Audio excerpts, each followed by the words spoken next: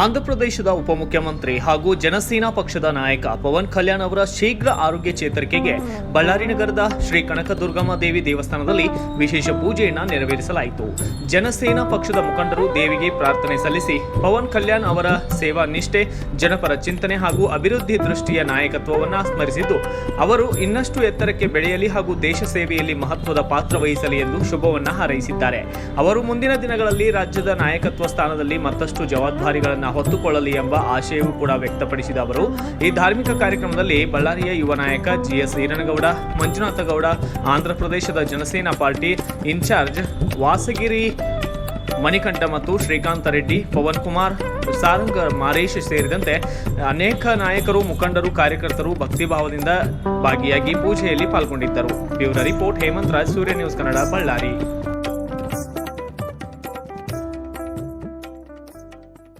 ಎಲ್ಲರಿಗೂ ಬಸವ ಜಯಂತಿ ಶುಭಾಶಯಗಳು ತಿಳಿಸ್ತಾ ಇದ್ದೀವಿ.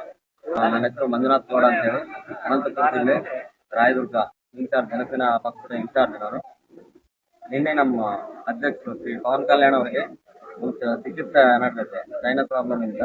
ಮತ್ತೆ ಇವತ್ತು ನಾಳೆ ಒಂದು ಬೆನ್ನೆಲುಬು ಸಮಸ್ಯೆ ಆಗಿ ಅದು ಕೂಡ ಆಪರೇಷನ್ ಆಗ್ತದೆ. ಅದಕ್ಕಾಗಿ ನಮ್ಮ ದರ್ಶನ ಬೇಕು ಅಂತ ಹೇಳಿ ಇಲ್ಲಿ ಬಂದು ಅರ್ಚನೆ ಮಾಡಿಸಿ ಪ್ರತ್ಯೇಕ ಪೂಜೆ ನಡೆಸ್ಕೊಂಡು ಈಗ ನೋಡ್ಕೊಂಡ್ರೆ ನಮ್ಗೆ ಇಂಡಿಯಾನಾಗೆ 4ನೇ ಸ್ಥಾನದಾಗಿದ್ದಾರೆ ಅವರು. ಡಿಪ್ಯೂಟಿ ಸಿಎಂ ಆಗಿ ಪವನ್ ಕಲ್ಯಾಣ್ ಅವರ ಹೆಸರು.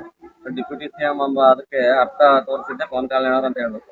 ಯಾಕಂದ್ರೆ 70-80 ವರ್ಷದಿಂದ ರೋಡ್ಗಳು ಇಲ್ದಿದ್ದ ಗಿರಿಜನ ಪ್ರಾಂತಗಳು ಕೂಡ ಅವರು ರೋಡ್ ಎಲ್ಲ ಹಾಕ್ಸಿದ್ದಾರೆ. ಪ್ರತಿ ಜನವಾಣಿ ಅಂತ ಹೇಳಿ ಡೈಲಿ ಪ್ರೋಗ್ರಾಮ್ ಕಂಡಕ್ಟ್ ಮಾಡ್ತಾರೆ. ಪ್ರತಿದಿನ ಒಬ್ಬ MLA ಕುಂದಿರ್ತಾನೆ ವಿಜಯವಾಡ ಪಾರ್ಟಿ ಆಫೀಸ್ ನಲ್ಲಿ. ಜನವಾಣಿಗೆ ಬಂದಿದ್ದ ಅಪ್ಲಿಕೇಶನ್ಗಳು ಸುಮಾರಾಗಿ 400 ಸಮಸ್ಯೆಗಳೆಲ್ಲ ತೀರ್ಸೋದಾಗಿದೆ. ಅವರೇ ಡೈರೆಕ್ಟ್ ಆಗಿ ನೋಡ್ತಾರ.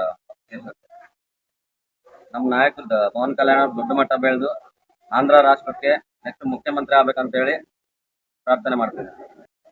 ಅವ್ರ ಆರೋಗ್ಯ ಪರಿಸ್ಥಿತಿ ಸರಿಗಿಂದ ಬಂದು ಅವ್ರು ಮತ್ತೆ ಜನರಾಗ ಬಂದು ಜನಸೇವೆ ಮಾಡ್ಬೇಕಂತ ಹೇಳಿ ಬೇಗ ಸೋಲ್ಬೇಕಂತ ಹೇಳಿ ದುರ್ಗಮ್ಮ ಮಾತೆಗೆ ಪ್ರಾರ್ಥನೆ ಮಾಡಿ కోరికలు తీర్చే దుర్గమ్మగా ప్రసిద్ధిగాంచినటువంటి బళ్ళారిలో ఉన్నటువంటి క్షేత్రాన్ని ఈ రోజు ప్రత్యేకంగా దర్శించుకున్నాము.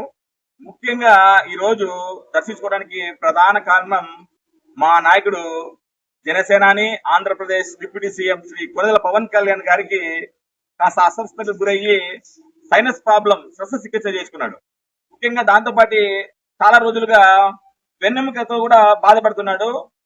డాక్టర్ల సూచనల మేరకు కొద్ది రోజులు ఆయన రెస్ట్ తీసుకోవాలని చెప్పి సూచించారు. ఆయన దీర్ఘాయుషుగా బతకాలని చెప్పి, ముఖ్యంగా కొణిదెల పవన్ కళ్యాణ్ గారినే ఆంధ్ర రాష్ట్రంలోనే కాదు, దక్షిణ భారతదేశంలోనే కాదు, దేశవ్యాప్తంగా అత్యంత ప్రజాదరణ కలిగిన నాయకుడిగా అందరికీ సుపరిచితుడు. మన జరిగినటువంటి ఎలక్షన్స్ లో 100% స్ట్రైక్ రేట్ లో ప్రపంచంలోనే కాదు, ఆంధ్రప్రదేశ్ లోనే కాదు, ప్రపంచ వ్యాప్తంగా, భారతదేశ వ్యాప్తంగా ప్రత్యేక గుర్తింపు తెచ్చుకుని 100% స్ట్రైక్ రేట్ తో ఉన్నటువంటి నాయకుడు, భరత జాతి ముద్దుబిడ్డ శ్రీ ప్రధానమంత్రి నరేంద్ర మోడీ గారి ఆశీర్వాదము, ఆశీస్సులు కూడా పుష్కలంగా ఉన్నటువంటి నేత. ముఖ్యంగా అందరికీ తెలుసు, పంచాయతీరాజ్ మంత్రిగా, అటవీ శాఖ మంత్రిగా, సైన్స్ అండ్ టెక్నాలజీ మంత్రిగా ఎన్నో రకాలుగా ప్రజలకు దగ్గరైతూ సుమారుగా 70 సంవత్సరాలకి పైబడి అభివృద్ధికి నోచుకున్నటువంటి గ్రామాలని కూడా అద్భుతంగా డెవలప్మెంట్ చేస్తున్నటువంటి నాయకుడు కొణిదెల పవన్ కళ్యాణ్ గారు. అలాంటి నాయకుడు రాబోయే రోజుల్లో ప్రజలందరికీ దగ్గర కావాలా, భారతదేశంలోనే తిరుగులేని నాయకుడిగా అవతరించాలని చెప్పి, ఆ దుర్గమ్మ ఆశీస్సులు పొందాలని చెప్పి మేము ప్రత్యేకంగా దర్శించుకున్నాము.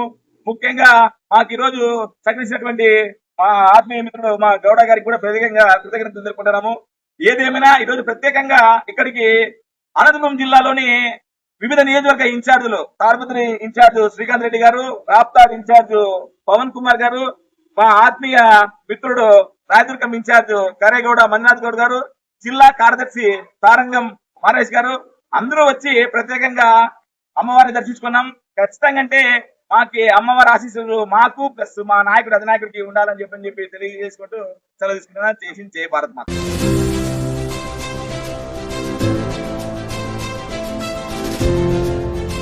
ಇದು ಸೂರ್ಯ ನ್ಯೂಸ್ ಕನ್ನಡ.